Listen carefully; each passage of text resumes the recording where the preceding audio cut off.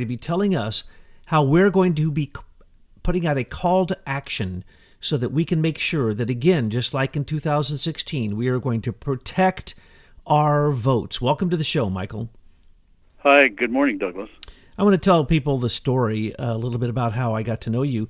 One of the things that really surprised me as I was getting to know you I think it was just before the 2016 elections or somewhere thereafter, you mentioned to us that there were white hats involved in the 2016 election who helped in some way, which I can't technologically explain, but those white hats made sure that the tallies were not messed with once they were digitized and in the Secretary of State's office and then being sent from one county to the Secretary of State. And so there's ways that white hats went out in 2016 and helped make sure that the vote was not messed with electronically. Now that blew my mind because no one in the conclave could figure out how in the world Donald Trump won. We knew there was a landslide. We knew that he had got a tremendous amount of votes. But how was it that he was able to get through the corruption that we knew had been infiltrated in every presidential election, but for instance in the 2004 election with the Diebold machines, which were just completely rigged? And so in the 2016 election, they had the U.S. Digital Service running everything through the White House, and Obama said that the Homeland Security Director was going to be in charge, basically, of the election, which is, of course, not right. That's not right. Nothing about that is correct. That is not happening. The U.S. Digital Service is not the ultimate man in the middle for the election this time because it no longer is in the White House. And Homeland Security is still in charge of that election. So tell me. We don't know that for sure, Douglas.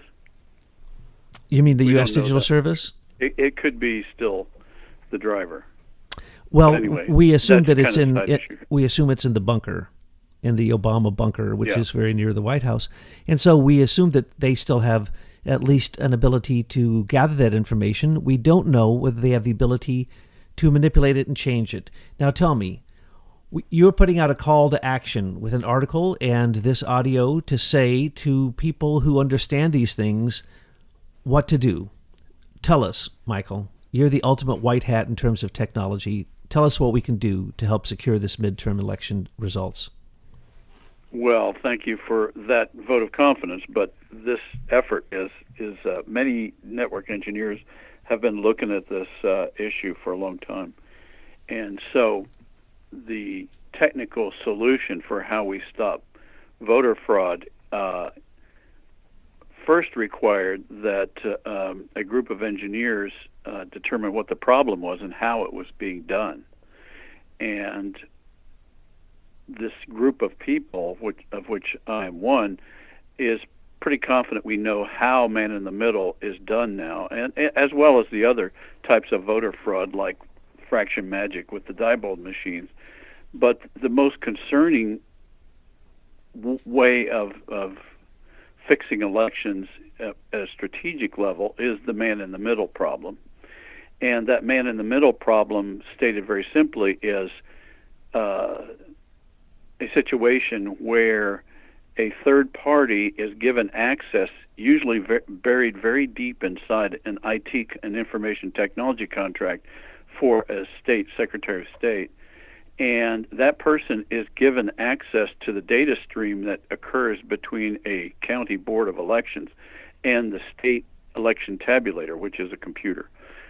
Sometimes when you say tabulator, people are thinking people are sitting around with a electromechanical machine punching in numbers. But no, it's just another computer that tabulates the reporting from the counties. And this man in the middle is able to intercept that stream, send it to a third party, or that may be the third party, look at the numbers, change the numbers however they like, then pass that signal on to the state tabulator. So the state computer actually thinks the information's coming from a county board of election when in fact it's coming from this third party. That's how the fraud occurs. And that has been proven multiple times, including in the state I'm in, the state of Ohio. So the issue is, what do we do about it? Because what we have seen, and many of the people involved with attempting to correct the election fraud occurring in their states have filed various forms of complaints with their secretaries of state, and in most cases they get rebuffed. And from a citizen's viewpoint, that makes no sense at all when you consider that a free and fair vote is the purview of we the people. It is not the purview of a government agency or bureaucrats. And that took me a while to realize, because I had never even questioned the process. I just assumed in my past, that the secretaries of state were doing things honestly. And I'm not saying that every secretary of state is corrupt, but what it appears is that most of the secretaries of state, if they are not corrupt themselves, are allowing corrupt election procedures to occur. And so we started asking, well, what is the center of that particular problem? And it became clear that when we as American citizens want to vote, we want to make sure that our votes are counted in a bipartisan way, and that once that count occurs, that the election results are recorded and reported accurately. And so sometimes a Democrat's going to win, sometimes a Republican's going to win, sometimes a third party's going to win. But the point is, if you are a patriot, somebody who believes in our constitutional republic, then our interest is not in having one or the other candidate win, but in having a free and fair election. And that is the principle by which this call is being made by a group of network engineers who are basically recommending that because our secretaries of state are not ensuring this bipartisan chain of custody in the election systems. Bottom line is, when your vote goes into bits and bytes of an election machine, no human being can see what's going on inside that machine, and so everybody's taking on faith that the information that's printed out is accurate, and there's no way that you can know that because it's all unseen. And so they've come up with all sorts of cockamamie explanations for it's validated by a third party at the federal level, at the Department of Homeland Security, or whatever. So this third party has verified that the election machine is not is reporting accurately. And how do you know that? How do you know that third party is not corrupt? So the bottom line is, we the people, the citizens, in a bipartisan manner, have lost control of the chain of custody in our votes.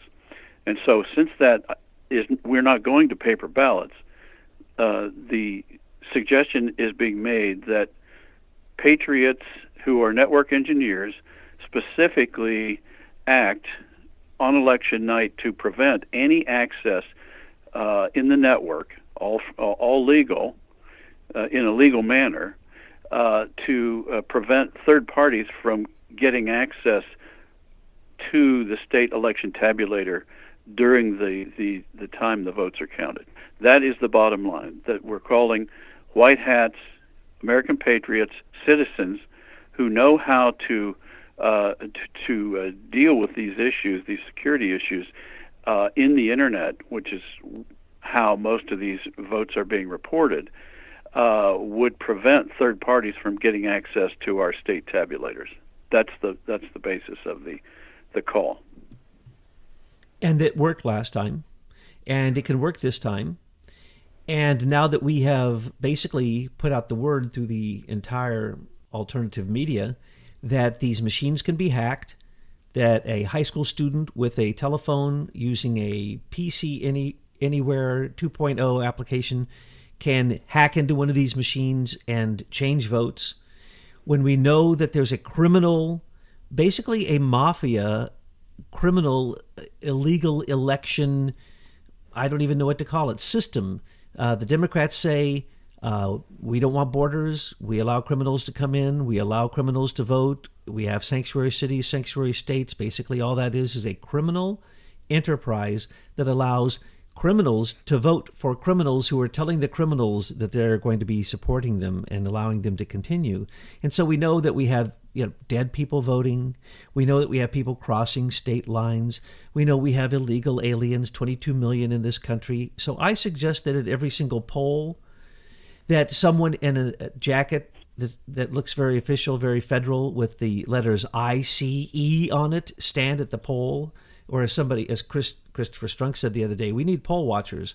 We need people just to stand there and look intimidating and notice that, only people wearing red hats go in and vote. And then when we see that the vote from that particular poll came out all Democratic, then we need to question that. For instance, when George Baby Bush was elected, they did exit polls that showed that statistically it was 1 in 300 million chances possible that the election was not fraudulent, and yet we allowed that election to go through.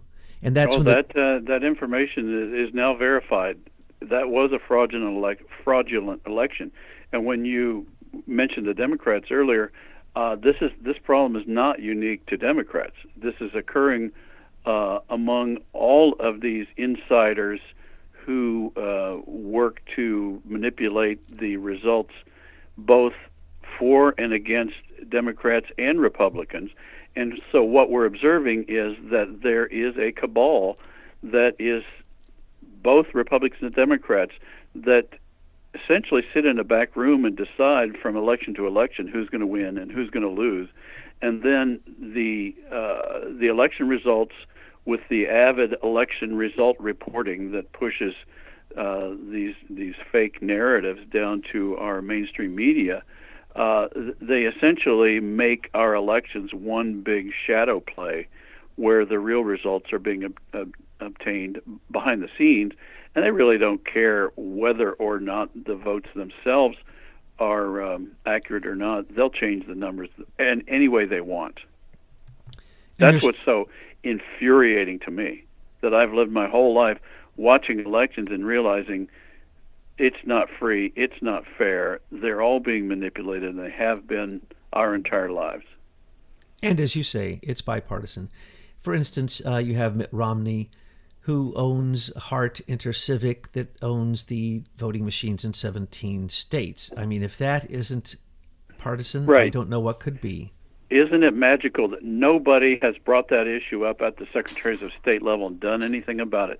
They keep, every time a complaint is made where the facts are presented, these state courts, usually the Supreme Courts in those states, find ways to brush all those questions under the carpet and put them off to a new election, and maybe even they'll start an inquiry, and then that'll go on for years until everybody gets tired of hearing about it, and then it goes away.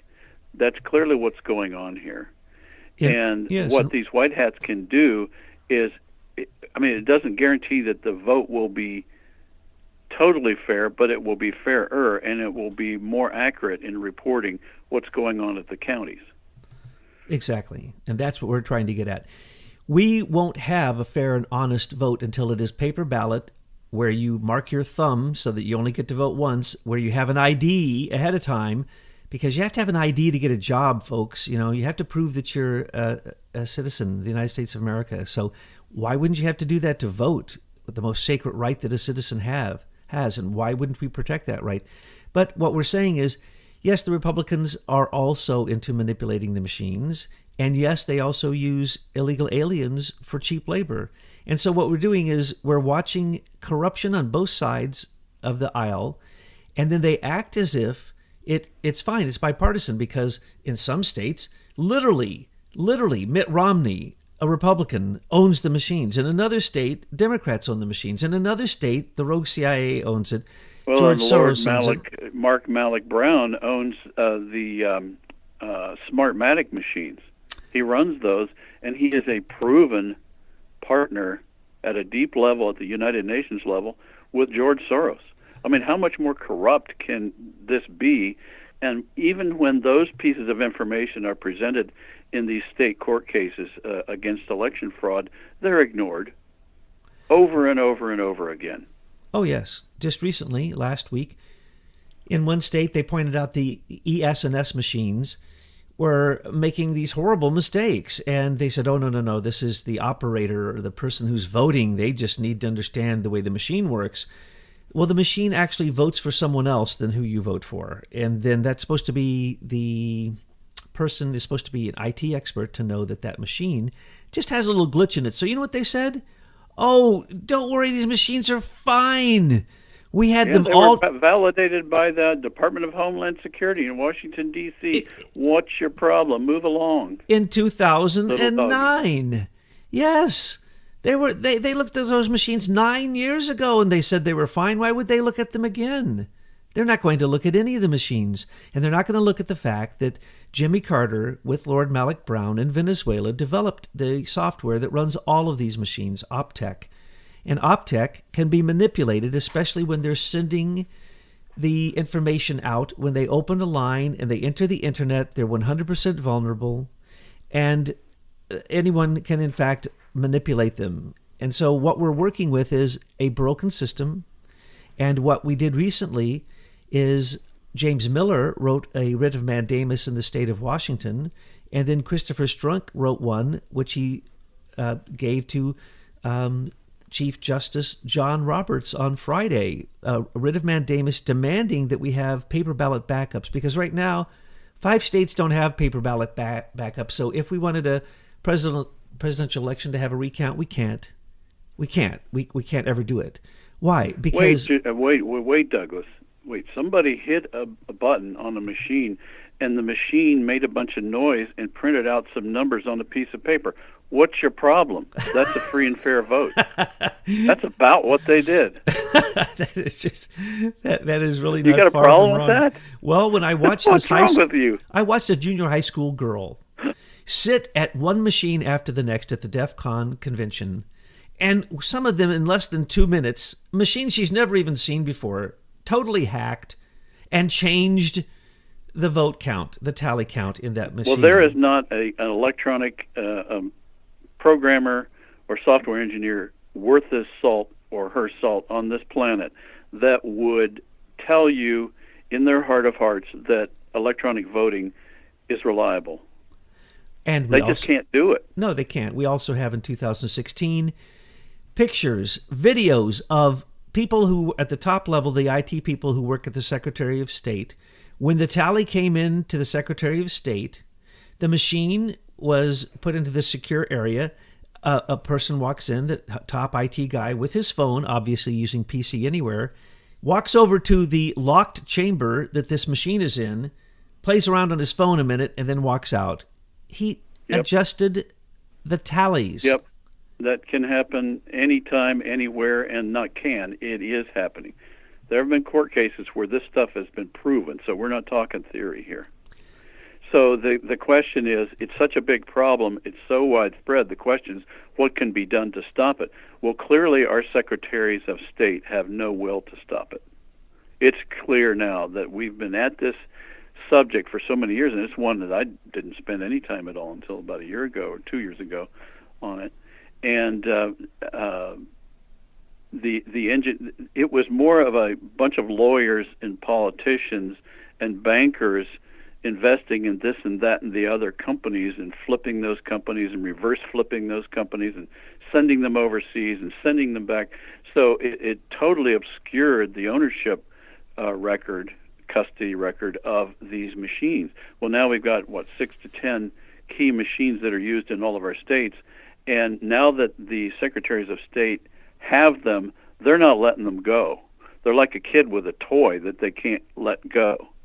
And so what we, as citizens in this country, whose vote is being obscured and reported fraudulently by these people that we have delegated this process to, have got to take this process back. And this is a remediation step. I agree with you. I think we need to go back to paper ballots and ink thumbs and one man, one person, one vote.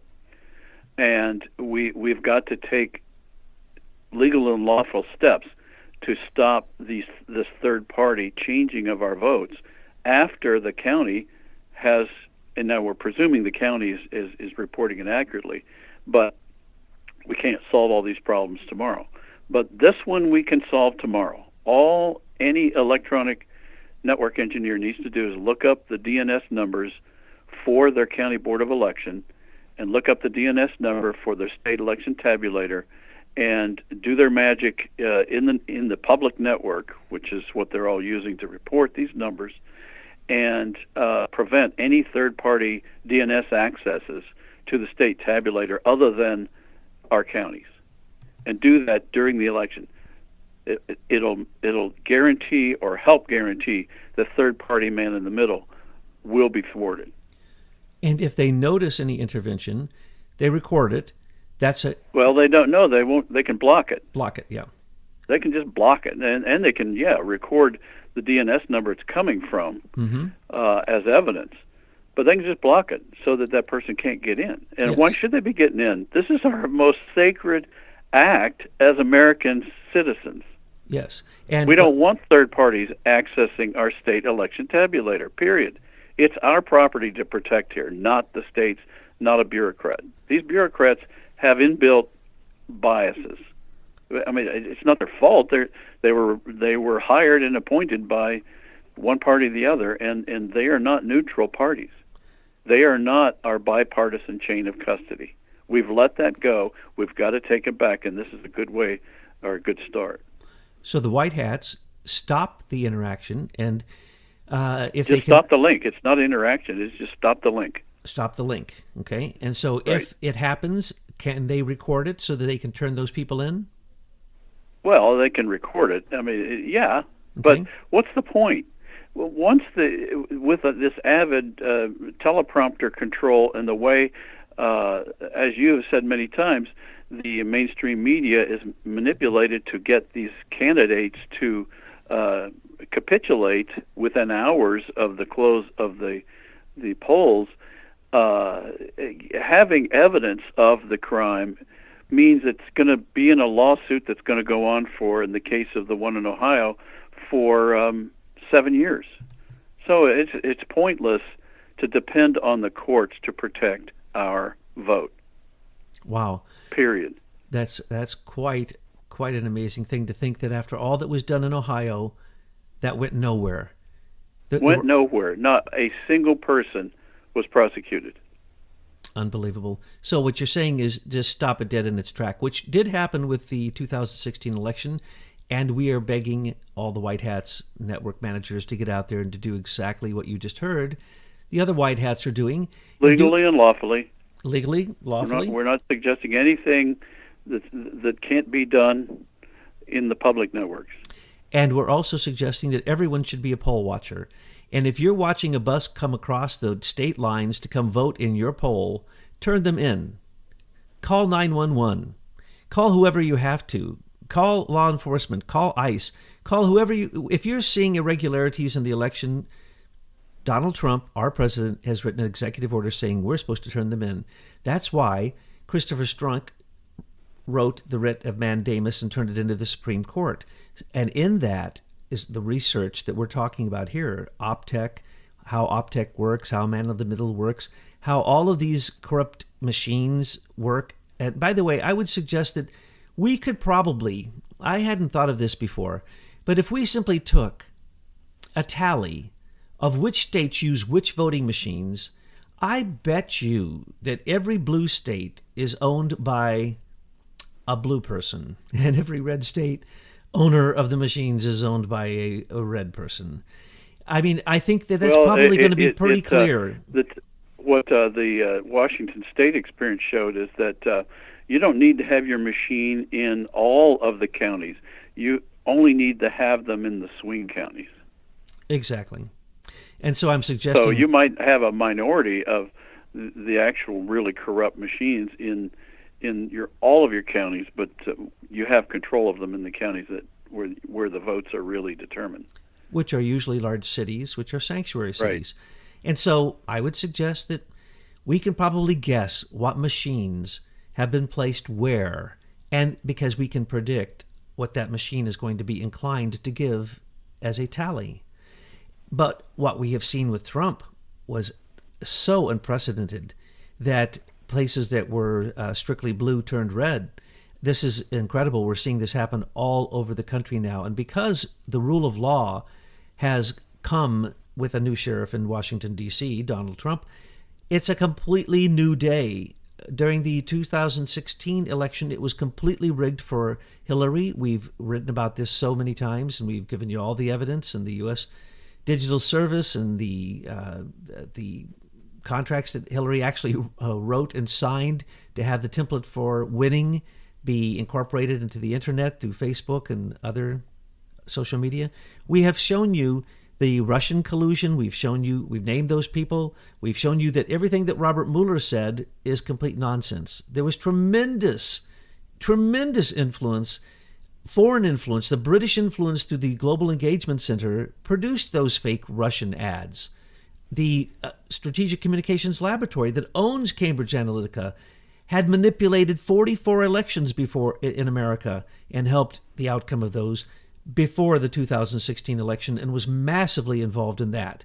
So, Douglas, can I interrupt you there? I think one of the things that was always puzzling for me was how all of these different kinds of fraud were interconnected, and it's now clear what's going on here. Where you have these dead people voting, and you have people bust in, and you see the votes changed inside the machines themselves.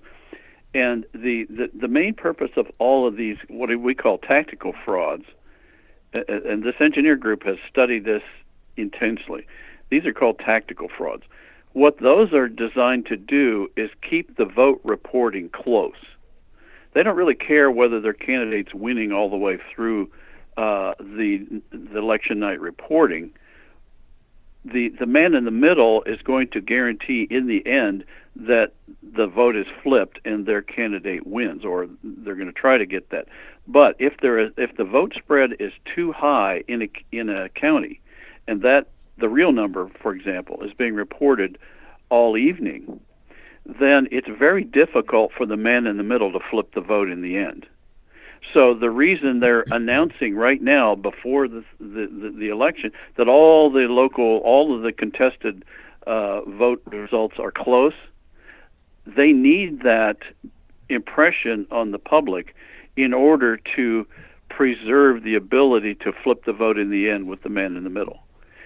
Whereas it might be, 49-51 all night, and then all of a sudden it flips to 51-49. Okay, people kind of get that and accept that. But if it's like 30-60, 70, then they can't flip that. The man in the middle can't flip it legitimately and not cause eyebrows to be raised. And so that's why they need these local frauds to keep it close, so that in the end they can flip the number if they need to. The man in the middle. That was a big point for me to understand when you explained that to me. It really makes a lot of sense. Keep it very, very, very, very close. And then, your candidate lost, just by a few votes. It makes us feel very powerful, those of us who went out and voted. But if we really understood what was going on, we wouldn't feel powerful at all. I have a solution. It's very, very, very simple. Everything from Watergate down to the creation of the White House rogue CIA is based upon election campaign fraud. Yes, that's very clear now. It's the money. We just have to stop it. We should give every candidate who wants to run money from the public, from the government. That's all you get. That's all you get. We need to stop allowing a George Soros to buy an election. We need to stop allowing super PACs. We need to bring, for instance, the Federal Election Commission and Hillary's misuse of literally hundreds of millions of dollars, but $84 million from the state of Maine alone. She gathered up hundreds of millions of dollars, funneled it in to her own account, and stole the money from Bernie, and stole the money from basically the DNC. Election fraud is so fantastically obvious that it's a given. And so then when it comes down to manipulating the vote, that's a secondary consideration. And if that doesn't work and it's a presidential election, then we'll just manipulate the Electoral College.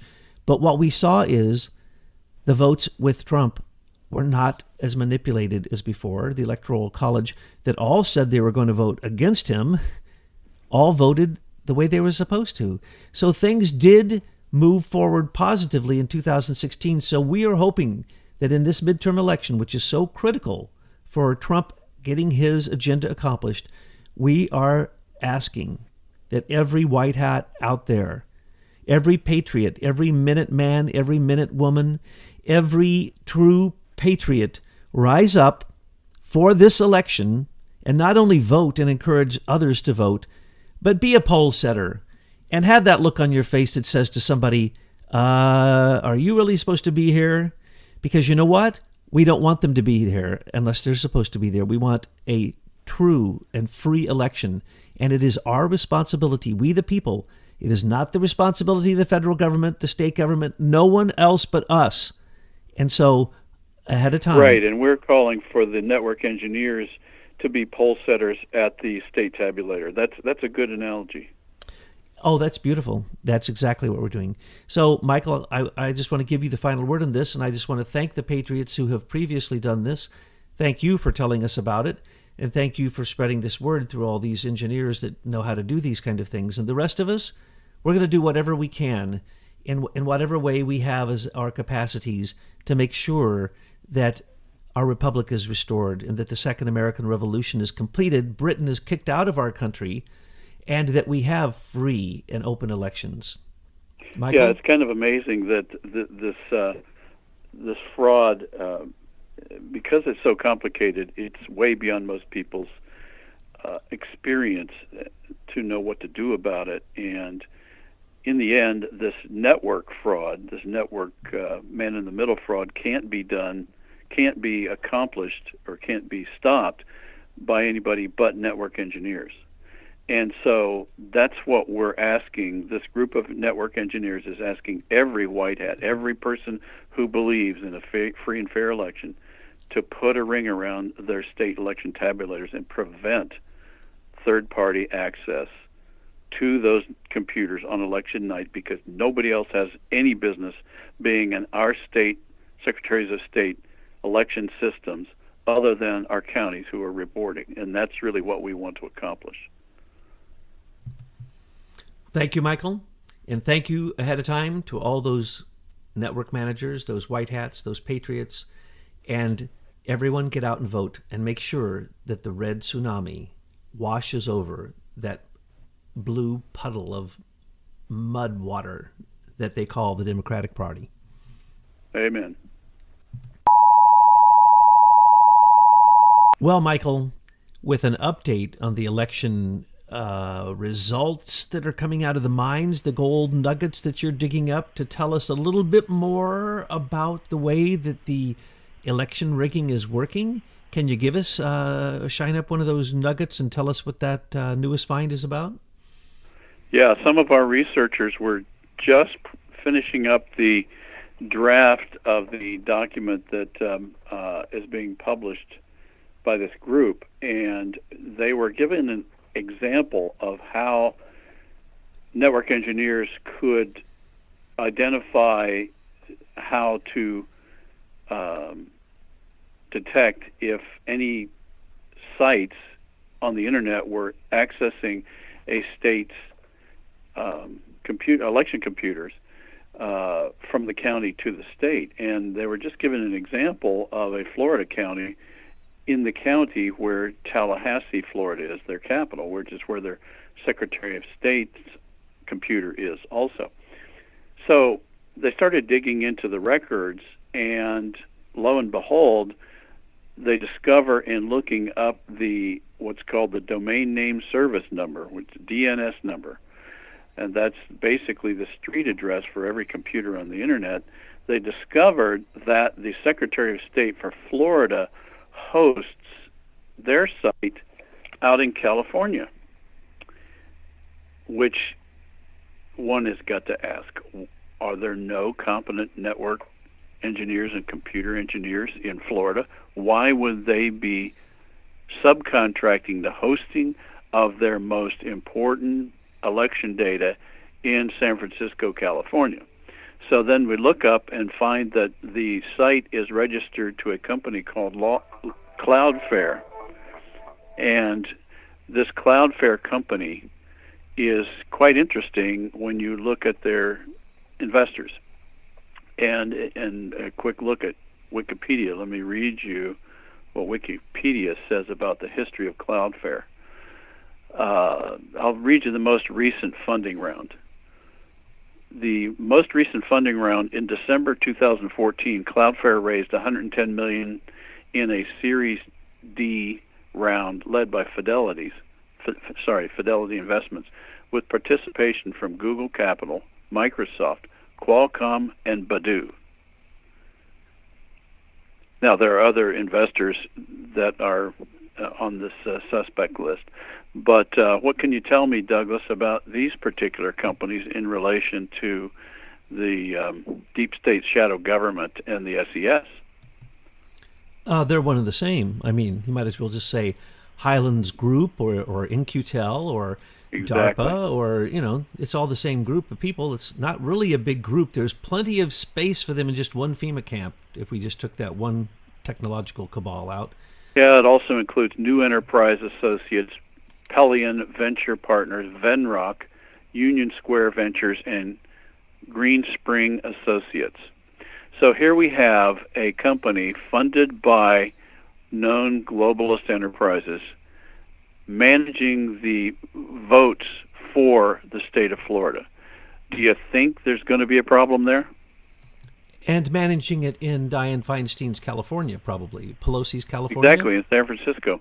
So what we're talking about is globalist, but literally this is probably, if we look hard enough, it's probably just going to be some kind of Chinese courtesy message that's being sent, so that every single time someone votes in America, it has to go through the Chinese Central Committee. I mean, Silicon Valley's been bought out by the Chinese. So the presence of Baidu, Baidu, which is a combination of a search engine like Google and a social networking site like Facebook in China, is prima facie evidence of foreign manipulation of a U.S. election. How can you conclude anything else?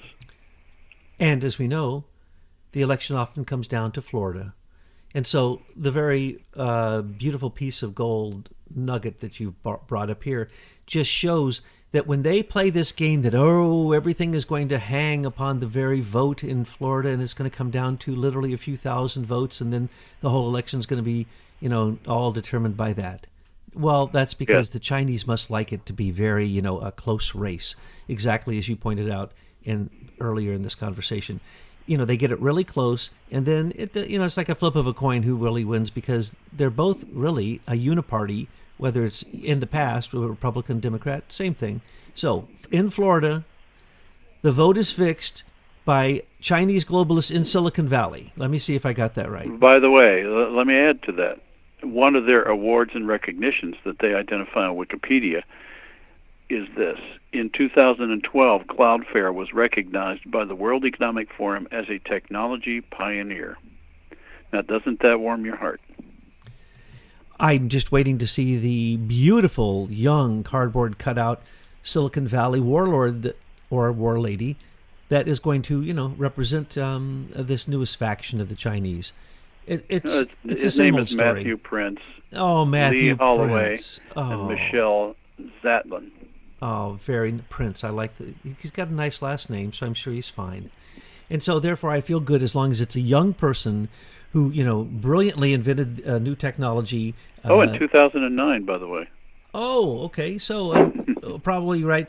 Maybe Dude Zuckerberg was on a vacation in Florida, and he just decided, he had a few moments, and so he wrote the app for the Florida Elections Commission digital giveover to China through Silicon Valley. Yeah, got it. That's no problem.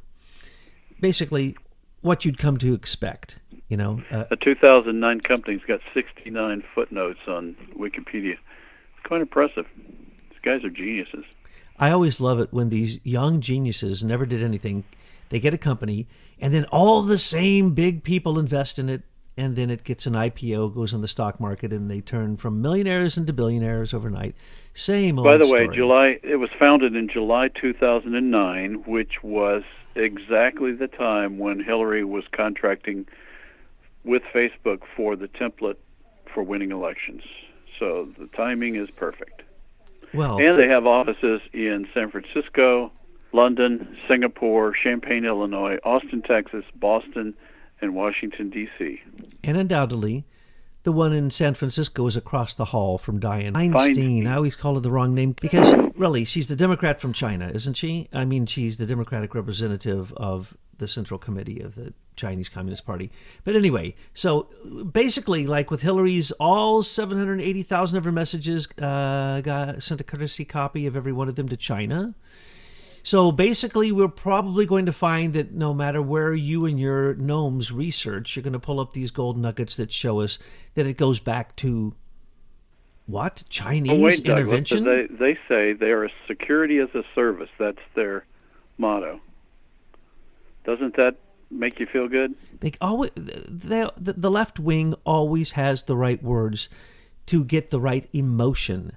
And usually they are the opposite of what they actually do. So I want you to go back down into the mines. And if you come up with another big chunk of gold like this, let us know, because we're going to later on, I believe, talk with you or some of your people about someone I know you really like, Chief Justice John Roberts. So, well, I'm going to call the dogs off because Cloudflare is a big story that needs to get out. Excellent. This is huge. Florida's election is totally rigged. It's obvious. Oh, my. Well, busting it before or afterwards, it's all cumulative. So we just have to keep doing the work until it becomes exposed. And when it becomes exposed, sometimes they're just so embarrassed they go away. But we would really like to see them. Who dug this out. Yes, exactly. And we want to thank all those white hat technologists, these Patriots cyber warriors who are going to help us with this election and keep digging this stuff up so that it comes to light, so that the scum on it can actually die when the sunlight shines upon it. So thank you, Mike.